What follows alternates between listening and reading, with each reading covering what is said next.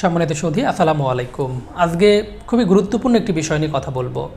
মাসিকের কতদিন পর সহবাস করলে গর্ভধারণের সম্ভাবনা সবথেকে বেশি থাকে এবং কখন সহবাস করলে গর্ভধারণের সম্ভাবনা একদমই থাকে না, এই দুটি বিষয় নিয়ে আজকের ভিডিওতে সংক্ষেপে আলোচনা করা হবে। তো যারা বেবি নেওয়ার প্ল্যানিং করছেন অথবা যারা এখনই বেবি নিতে চাচ্ছেন না, উভয়ের জন্যই কিন্তু আজকের ভিডিওটি অনেক উপকারে আসবে।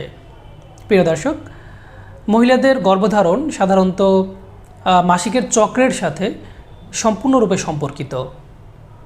শারীরিকভাবে সুস্থ একজন মহিলার মাসিকের চক্র সাধারণত 28 থেকে 33 দিনের হয়ে থাকে। তো চিকিৎসা বিজ্ঞান অনুযায়ী মাসিক শুরু হওয়ার আগের 7 দিন এবং মাসিক শুরু হওয়ার পরের 7 দিনকে সাধারণত সেফ পিরিয়ড বা নিরাপদ সময় হিসাবে বিবেচনা করা হয়।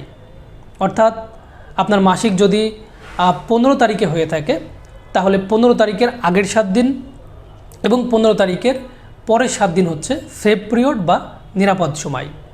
তো এই সময়ের মধ্যে যদি আপনি কোনো প্রকার প্রোটেকশন ছাড়াই সহবাস করেন, তাহলে কিন্তু গর্ভধারণের সম্ভাবনা একদমই থাকে না। বাট এই সময়ের বাইরে যেই দিনগুলো রয়েছে সেগুলোকে বলা হয় ফার্টাইল পিরিয়ড বা উর্বর সময়। অর্থাৎ এই সময়ের মধ্যে যদি আপনি কোনো প্রকার প্রোটেকশন ছাড়াই রেগুলার কিংবা একদিন পর পর সহবাস করেন, তাহলে গর্ভধারণের সম্ভাবনা সবথেকে বেশি থাকে। তবে এই হিসাবটা শুধুমাত্র তাদের জন্য যাদের মাসিকটা নিয়মিত হয়। মাসিক অনিয়মিত হলে তাদের জন্য কিন্তু এই হিসাবটা প্রযোজ্য নয়। তো যদি কারো মাসিক নিয়মিত হয়, তাহলে মাসিকের 8তম দিন থেকে অথবা 10তম দিন থেকেও কাউন্ট করা যায়। অর্থাৎ মাসিকের 10তম দিন থেকে 20তম দিনের মধ্যে যে কোনো একদিন ডিম্বাশয় থেকে একটা ডিম রিলিজ হয়।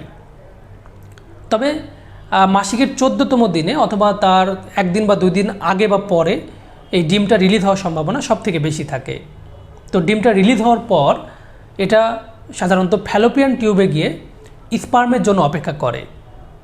বলা বাহুল্য যে এই ডিমটা সাধারণত 48 ঘন্টা পর্যন্ত সর্বোচ্চ সক্রিয় থাকতে পারে।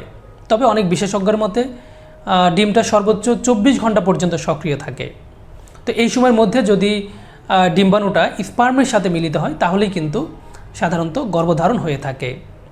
তবে পুরুষদের শুক্রাণু কিন্তু মহিলাদের জরায়ুর মধ্যে গিয়ে সর্বোচ্চ 3 থেকে 5 দিন পর্যন্ত থাকতে পারে। এজন্য দেখা যায় যে ডিম্বাণু রিলিজ হওয়ার 1 দিন বা 2 দিন আগে সহবাস করলেও কিন্তু আপনার গর্ভধারণ হতে পারে। প্রিয় দর্শক, এই ছিল মোটামুটি আজকের আলোচনা। এই সম্পর্কে যদি আপনাদের আরও কিছু জানার থাকে, কোনো প্রশ্ন থাকে, তাহলে কমেন্ট করে জানাতে পারেন। অনেক ধন্যবাদ, অনেক ভালোবাসা।